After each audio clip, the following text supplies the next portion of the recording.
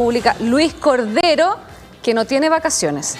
Así que de seguro por ahora nada, porque por Dios que ha tenido pega, ministro, durante los últimos días. Le damos la bienvenida, las gracias. Con el tema de los incendios, ¿cuál es el balance que está haciendo el gobierno, la autoridad, sobre esta verdadera tragedia que nos ha afectado en el Biobío y en Ñuble? Bueno, hasta ahora, al día de hoy, en la mañana, tenemos 14 incendios en combate. Como bien saben, de acuerdo a los reportes oficiales, respecto a los incendios que comenzaron el 18 de enero, tenemos 21 fallecidos, 20 en Biobío y 1 en Ñuble. De este periodo, simplemente de estos últimos incendios, tenemos 30 personas detenidas. De lo que comenzó la temporada de incendios, sin embargo, que se comienza técnicamente a partir del 1 de septiembre del año pasado hasta hoy, tenemos más de 357 personas detenidas. Asociadas a incendios, para que todos tengamos un orden de magnitud, más de 130 de esas personas detenidas están vinculadas a delitos de incendio que han provocado riesgo en las personas. Ese es el nivel de gravedad que suponen estos incendios. Espéreme, ¿130 detenidos por dolo? Por haber participado negligente o dolosamente en la comisión de incendio, pero lo grave es que son 130 personas que en la participación de esos incendios han puesto en peligro la vida de las personas. Y ese es el último detenido que hubo en la semana pasada, ¿no? Sí, se suma, esto está dentro de los 30 del último tiempo, que es el caso que está asociado y que está en investigación por el origen del incendio de Trinitaria. Se amplió la detención hasta el día de mañana y el Ministerio Público ahí entregará mayores antecedentes. Oiga, ¿pero qué se le imputa a esa persona que hizo, entiendo, un asado en una parrilla que estaba en mal estado y las pavesas, al parecer, provocaron el incendio en el sector de Trinitarias que terminó devastando prácticamente una parte importante del borde costero del Biobío? Los antecedentes de cuál va a ser la imputación específica la vamos a conocer mañana, pero el origen tiene que ver con una cocina leña mal estado, manipulada indebidamente, pero los detalles los vamos a conocer con la formalización del Ministerio Público. Pero en este panorama general, quiero recordar a su vez que estamos finalizando el mes de enero, que la temporada compleja también es el mes de febrero, que para la próxima semana tenemos proyecciones climáticas complejas en este sentido, en 3 regiones, que es Biobío, Maule y Ñuble. Cuando usted me dice si no hay descanso, porque este es un periodo de muchísima intensidad para las autoridades y febrero es un mes complejo desde ese punto de vista. En el caso de los incendios que nosotros hemos tenido en los últimos días, que comenzaron el 18 de enero, cumple la característica de mega incendio, es decir... Por lo que abarca. No por lo que abarca necesariamente, sino que por las características del incendio. Estos son incendios de sexta generación, que son muy intensos en energía y en la velocidad de propagación. Y por eso nosotros desde el inicio, con los antecedentes de CONAF, hemos informado que este último incendio se asemejaba a aquel del 2017 y los de 2023-2024. Y a su vez, porque esta ha afectado zonas urbanas. Entonces, por eso nosotros hemos reiterado, lo ha hecho el ministro Elizalde, lo hemos hecho cada uno de nosotros en las intervenciones que hemos tenido, que la mayoría de los incendios son provocados por la intervención humana, que buena parte de ellos está asociada a la negligencia, que también hay participación dolosa y además se produce un encadenamiento muy complejo que está asociado al inicio de un incendio y las personas no advierten las comunicaciones oficiales por parte del Estado. SAE. Las alertas SAE, el periodo de botón rojo, es decir, si hay botón rojo, usted no puede estar haciendo operaciones agrícolas, tiene que evitar actividades de esparcimiento que utilicen fuego. Oiga, pero había en la zona el botón rojo cuando se escapa de control el incendio Trinitarias. No, y previamente. Y previamente también, porque esto empezó días anteriores.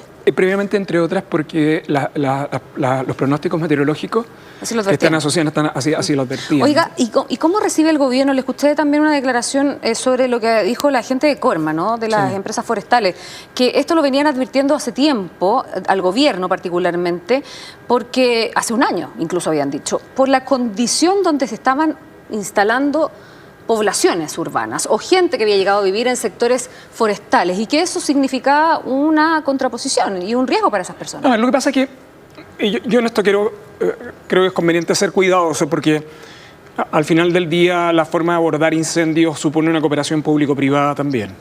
Y ahí también han hecho harto las empresas forestales, encabezadas por Corma, contribuyen de un modo muy significativo para brigadas forestales y medios aéreos para el combate de los incendios. Corma también participa de las empresas forestales en las etapas previas de preparación asociada a la época de incendio. Y es cierto también que las advertencias, pero es una advertencia que ellos realizaron en un contexto también de informes con la propia autoridad, en el fondo, ¿no? ¿Y por qué esto es clave? Porque tenemos una discusión que tiene mucho tiempo, que son las situaciones que se encuentran en la interfaz urbano-rural, en el fondo, ¿no? Y estas son advertencias que también ha realizado el Estado. Porque no se pone el límite. Y no solo eso, sino las regulaciones de la interfaz urbano-rural son regulaciones más bien administrativas que hemos tenido en los últimos años. No necesariamente todas las regulaciones urbanísticas acompañan esto, por eso hay una discusión también en el caso de la ley de incendio asociada a esto. Yo creo que con Corma nosotros con el Estado tenemos un trabajo conjunto, podemos tener diferencias de apreciación también, pero yo creo que lo clave es que el Estado, conjuntamente con el sector privado, ha demostrado que la única manera eficaz de abordar el tema de los incendios es con cooperación público-privada. Lo voy a decir en los siguientes términos. Las empresas privadas, las empresas forestales que tienen sus brigadas y que tienen sus medios, también asisten a incendios que ocurren fuera de los predios forestales. Y a la inversa. Es decir, en la época de incendio hay una red integrada que está coordinada por CONAF y por SENAPRED de todos los recursos para ese fin. Entonces, pero usted igual habla de una diferencia de apreciación sobre esta emergencia. En algunos casos, por una razón muy simple, porque en ocasiones también el Estado tiene que tratar de conciliar distintas posiciones. Por ejemplo, lo voy a ejemplificar. Respecto de los toques de queda en la zona sur, la alternativa de cuán extensivos son los toques de queda, esto los jefes de zona lo tienen muy claro, tiene un impacto, por ejemplo, en el sector agrícola. En esta época, por eso es tan delicado la conciliación de distintos intereses, esta es la época de cosecha. Entonces, cuando usted tiene botón rojo, las cosechas durante el día se limitan, entonces las cosechas tienen que trasladarse a la noche, en fin. Pero nosotros nos quedamos con que la emergencia se aborda conjuntamente y yo creo que no hay forma de abordarla eficazmente sino con cooperación público-privada. El año pasado, en febrero, tuvimos incendios bien complejos y se pudieron abordar eficazmente ¿Con esa colaboración? Con esa colaboración. Y además esa colaboración ha ido mejorando en el tiempo, entre otras porque hoy día todos transparentan los medios que tienen disponibles, ¿no? No simplemente estoy financiando medios privados, sino que cuáles son esos medios disponibles. Oiga, ministro, pero da la sensación que no sé si Chile puede estar a merced de los incendios forestales, generados por negligencia o de manera dolosa. ¿Qué se puede hacer para frenar una realidad que la estamos viviendo año a año, con consecuencias devastadoras, con una etapa de reconstrucción que pareciera no terminar nunca, además? A ver, lo que pasa es lo siguiente. En general, está una emergencia acá y luego tenemos otra. Sí, hay un fenómeno que es un poco más global, que se da por épocas tanto en el hemisferio norte y en el caso de Chile también sucede en los veranos, y son las características de los incendios. La ciencia ha venido documentando esto hace un rato, para Chile se ha venido documentando desde hace una década atrás. Ese nivel de conocimiento no solo se ha conformado con las universidades, en ese nivel de conocimiento también han participado de proyección las empresas forestales. Tiene que ver también con impactos en el cambio del clima, la condición de los suelos y por lo tanto de determinados riesgos que hoy día nosotros tenemos y que hace un tiempo no teníamos, ¿no? Eso exige, por lo tanto, no solo tener penas muy altas. Chile, en el caso de incendio, tiene penas altísimas. Y además se ha ido sofisticando la investigación forense por parte de Carabineros y la Policía de Investigaciones. Estos incendios comenzaron y los equipos forenses, tanto de Carabineros como de la Policía de Investigaciones, se han trasladado al lugar. Hoy día tenemos más de 30 investigaciones entre Carabineros y la Policía de Investigaciones desarrollándose en la zona, con resultados muy rápidos y muy inmediatos. Pero esto es un fenómeno al cual el país tiene que abordar en términos preventivos, por un lado, en términos reactivos de organización de medios, pero sobre todo, este es el mejor ejemplo en que usted puede tener colaboración público-privada, el Estado y las empresas. Pero si las personas no cambian sus hábitos, no hay mucho que hacer. Vamos a seguir generando condiciones de riesgo, porque una vez que usted reacciona, usted puede condenar a penas muy altas. Por eso nosotros informamos cuántas personas tenemos detenidas, por qué se han identificado rápidamente para disuadir a terceros que en época de incendios no suprimen sus conductas de riesgo. Las conductas de riesgo para cerrar este tema de los incendios, pero también hay gente que efectivamente quema por voluntad, por gusto, por placer, que son los llamados pirómanos. Dicen muchos que son los mínimos, pero sí están presentes. Yo diría por que ahí la ley de incendio también tiene una discusión en el Parlamento, producto porque traspasa en el propietario del terreno mucha de la responsabilidad también del control del incendio. Hay dos cosas ahí. La primera, están estas personas que obtienen placer de esto. La segunda, están personas que provocan incendios para obtener beneficios. Este es el caso del incendio de Viña del Mar y la forma en que se puede identificar a funcionarios de CONAF y de bomberos simplemente a obtener beneficios de eso. Y tercero, hay personas que cometen delitos de incendio deliberadamente en otro tipo de contexto. Por ejemplo, la quema de una plantación agrícola de un tercero respecto al cual hay conflicto. Estos días la policía tuvo que detener a una persona en Perquenco porque quemó una plantación del vecino porque había disputa entre ellos, en el fondo. Lo que pasa es que esa disputa puede terminar en un mega incendio. Entonces, hay distintos tipos de elementos que se dan en estos tiempos. Otra cosa distinta es el debate que ha existido en torno a la ley de incendio, y quiero decir que esta discusión de cuántas obligaciones son del propietario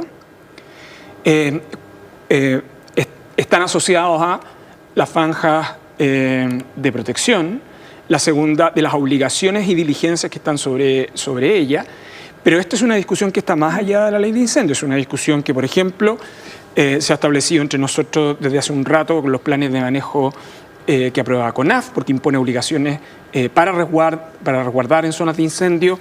Tenemos también disputas entre propietarios y acciones privadas. Sí, claro. Por ejemplo, la empresa eléctrica que tiene línea de transmisión que atraviesa un predio que además de explotación forestal, y entonces la pregunta es de quién se hace cargo y quién es el responsable eventualmente en ese caso. Entonces, esto no es solo un problema entre el Estado y el privado, es también un asunto de discusión entre actores privados que tienen que tener obligaciones y diligencias en zonas de riesgo. Ministro, ya sabemos que no tiene descanso por lo menos hasta el 11 de marzo, el escenario de los incendios, de la seguridad en el país así lo demanda, pero quería preguntarle inmediatamente por su sucesora. Sí. María Trinidad Steiner, usted la conoce de antes, en el cargo de fiscal también.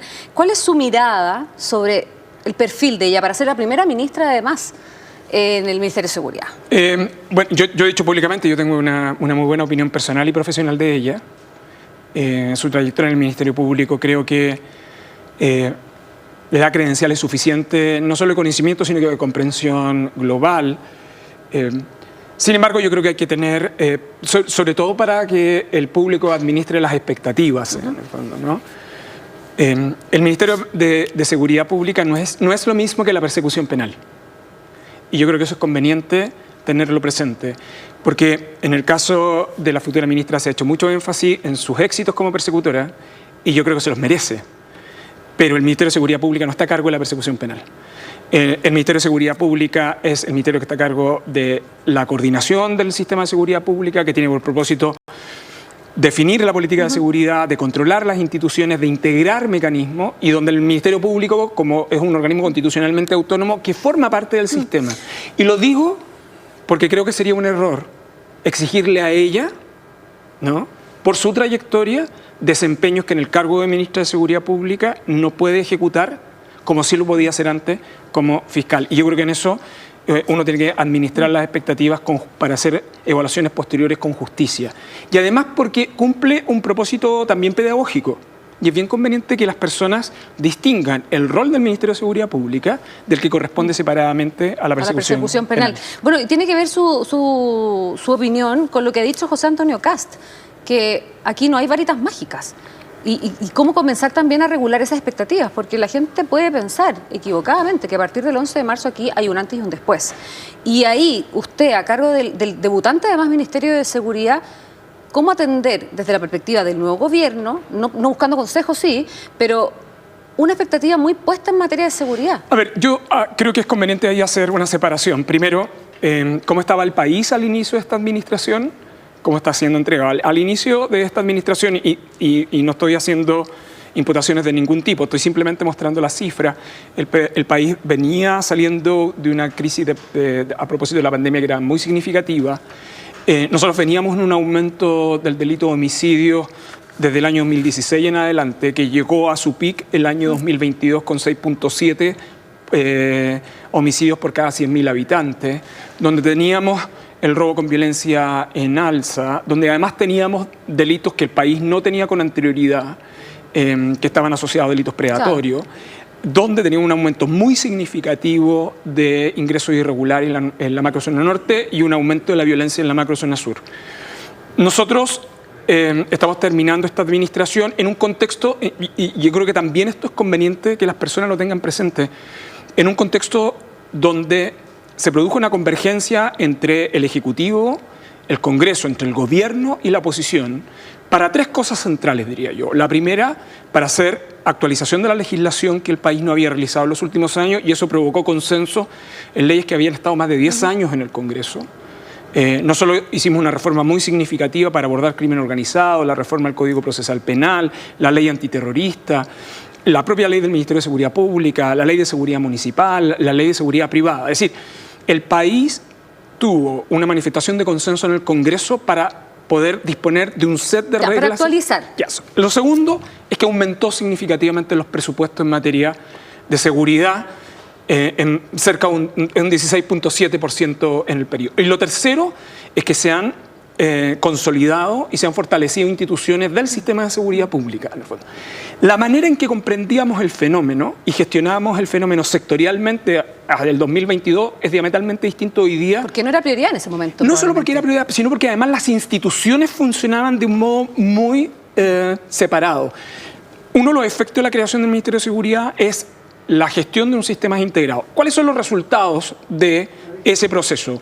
Uno, los indicadores de violencia en la macrozona sur han bajado cerca de un 80% tomando los datos del 2021 hasta hoy. De hecho, los datos del 2025 al cierre son menores, de hecho, a los hechos ocurridos el año 2017. Lo segundo, la tasa de homicidios por cada 100.000 habitantes, en los datos que ya son preliminares en el segundo semestre, pero confirmados en el primero, es de 5.4 cada 100.000 habitantes. En el caso del robo violento, de los robos violentos han bajado significativamente.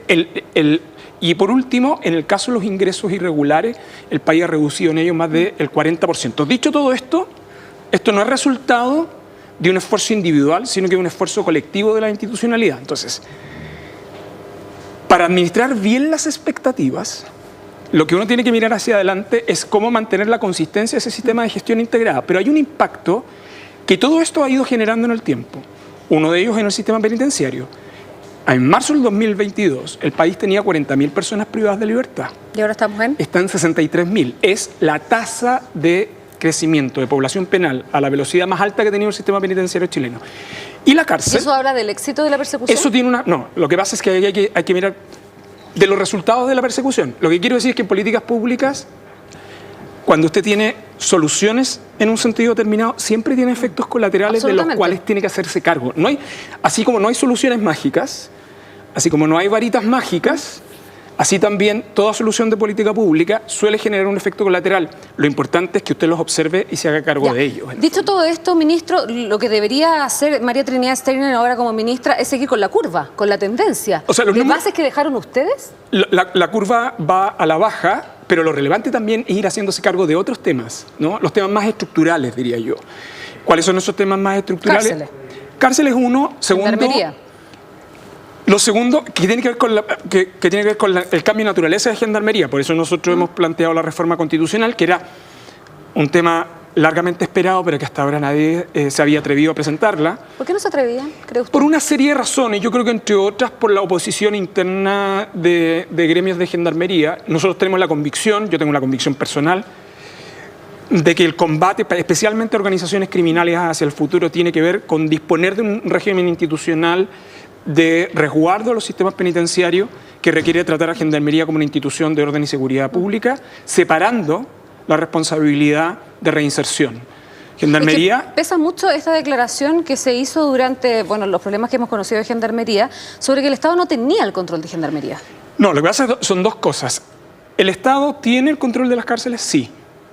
puede ingresar a cualquier celda, puede intervenir. En Chile, alguien lo podrá considerar obvio, pero es que no es obvio en el resto del continente. En Chile se encuentran los presos en la mañana y en la tarde. Y por lo tanto el país sabe cuántas personas privadas de libertad existen. Esto es un elemento que alguien podrá decir, es obvio, pero no es obvio en el resto de los países de la región. Lo que pasa es que cuando usted está en el Estado, tiene que dimensionar no solo lo contingente, sino que también proyectar el futuro. Y las estrategias de combate a las organizaciones criminales que el país ha adoptado para evitar que éstas se expandan ha sido, los vamos a perseguir ahí donde se encuentren. 2, da lo mismo si usted estuvo en Chile y cometió los delitos. Si los encargó del extranjero y nunca pisó suelo chileno, igual lo vamos a perseguir. Okay, pero esas estrategias requieren de segregación carcelaria eficaz. Y por eso, ¿es el principal problema hoy? ¿La disponibilidad de plazas en las cárceles? Tenemos un problema segregación tenemos un problema de disponibilidad. Este es un tema que nosotros advertimos en marzo del 2023, especialmente porque el país demoró mucho tiempo en construir nuevas plazas. Esto es responsabilidad de las administraciones anteriores. Yo le quiero decir, no, las administraciones, tanto el presidente Piñera como la presidenta Bachelet, hicieron esfuerzos por ampliar plazas. Pero aquí lo que hay es que mucha gente pide cárceles, pero no las quiere cerca. Pero nadie las quiere cerca. Y nosotros hicimos un recuento en su oportunidad y se lo explicamos al Congreso, la cantidad de recintos penitenciarios que quedaron frustrados por oposiciones locales, que son muy comprensibles, por cierto, pero que tienen una consecuencia el día de mañana. Eso explica el plan de infraestructura que ha estado trabajando el gobierno, y particularmente el ministro Guajardo. En segundo lugar, las leyes que permiten la construcción expedita de cárceles, que es el fast track de cárceles. La permisología también la sufre la infraestructura pública. Y ahí hay un desafío que el país tiene que seguir avanzando. Y lo último tiene que ver con identificar áreas de riesgo. Nosotros esta semana entregamos el primer reporte del sistema 24 horas, que es un sistema que empezó a desarrollar Carabineros el año 1996. 29 años después hemos podido consolidar esa información para trabajar en gestión de política pública. ¿Qué es el plan 24 horas? Lo que registra son niños, niñas, adolescentes que ingresan a alguna comisaría y que se clasifican que ingresan por vulnerabilidad o por infracción, porque son jóvenes infractores de ley. De los reportes que nosotros entregamos la semana pasada, con esa información consolidada, que además hoy día la tienen a su disposición, estamos generando esa relación con otros organismos del sector público, es que el 72% de los menores de edad que ingresan a una comisaría ingresan por vulneración de derechos. O sea, no son infractores de ley. Y solo el 22% son personas que ingresan por infractores de ley, incluyendo menores de 13 años. Es que tenemos que ir súper rápido ahora, pero le quiero preguntar un par de cosas porque además estamos pendientes de la gira del presidente electo. A ver, se ha hablado sobre el traspaso de Trinidad Stein desde la Fiscalía al Gobierno. ¿Usted cree que hay una suerte de incompatibilidad y hablan de establecer un periodo de enfriamiento entre ese traspaso, que ella va a manejar información sensible y que ahora va a estar en el Ejecutivo? ¿Usted cree que es necesario regular eso? Lo que pasa es que hoy día existe regulación. Pero del mundo privado, ¿no? Sí, pero cuando usted hace traspaso del sector a dos cargos del sector público, las reglas de reserva legal, o sea, primero, las reglas de conflictos de interés están reguladas en la legislación administrativa chilena. Yo creo que hay que tener en elemento dos cosas. La primera son las reglas de conflicto de interés que impiden el acceso ex ante, pero en segundo lugar, las reglas más importantes son las que establecen conflictos de interés que suponen la gestión del conflicto de interés. De hecho, los grandes desafíos que tienen las autoridades públicas, le pasa también al sector privado, es cómo gestionan los conflictos de interés. El ejemplo trivial sería, en este canal, un periodista o periodista que entrevista a alguien con el cual tiene amistad manifiesta, por ejemplo, ¿no? Lo quiero ejemplificar simplemente con eso, en el fondo, ¿no? Entonces, lo clave, para que no nos perdamos, es cómo se gestionan los conflictos de interés. Cuando se están más que el enfriamiento. Más que el enfriamiento. Los enfriamientos y las reglas absolutas tienen lógica cuando usted quiere, cuando existe un problema que es muy estructural. Lo que hay es que cuando usted se traslada, voy a ejemplificar en mi caso, yo recibo información que proviene de inteligencia, ¿ok? Y la recibo todos los días. Esa información es una información que yo no puedo entregar a terceros y que más bien tendré que guardar hasta el final de mis días. Entonces, ¿qué es lo que quiero decir con esto? Lo clave en el sector público es el comportamiento. es la gestión del conflicto de interés. Eso es lo clave. ¿Y en eso confía María Trinidad Steiner? Yo creo que ellas tienen una trayectoria en el Ministerio Público impecable, que logra entender bien los efectos que tiene violentar esa regla de conflicto de interés. Yo sería especialmente cuidadoso en el caso de personas que han sido nombradas, que tienen sus trayectorias previas, que yo creo que es de justicia evaluar sus desempeños cuando estén en sus cargos. Yo creo que es conveniente y forma parte del debate público las advertencias de riesgo, que es natural y obvio, pero creo que lo correcto es evaluar sus desempeños cuando estén en sus Última cargos. cosa, ¿cuándo se junta con María Trinidad Steiner? Los calendarios se definen a partir de la reunión que tiene el ministro Elizalde con Claudio Alvarado, y a partir de eso se generan las reuniones formales. Luego hay un circuito de reuniones que luego se pactan en las bilaterales con cada ministro entrante. En el caso de Trinidad ahí lo conversaremos, pero desde el punto de vista institucional esa es la manera en que está ordenado. Se nos hizo poco el tiempo, pues, ministro, ¿qué quiere que le diga? Porque teníamos todos estos temas para hablar con usted y finalmente, bueno, la emergencia que se está viviendo en el Biobío y en el Ñuble, en la Araucanía, nos demandó mucho más tiempo. Yo creo que es conveniente tener presente las advertencias de altas temperaturas para mediados de la próxima semana, que yo creo que también, vuelvo a insistir, el autocuidado es muy relevante para poder evitar la propagación de incendios. Queremos agradecerle mucho, ministro. No, muchas gracias, que tenga buen domingo. Y nosotros, antes de irnos a la pausa, queremos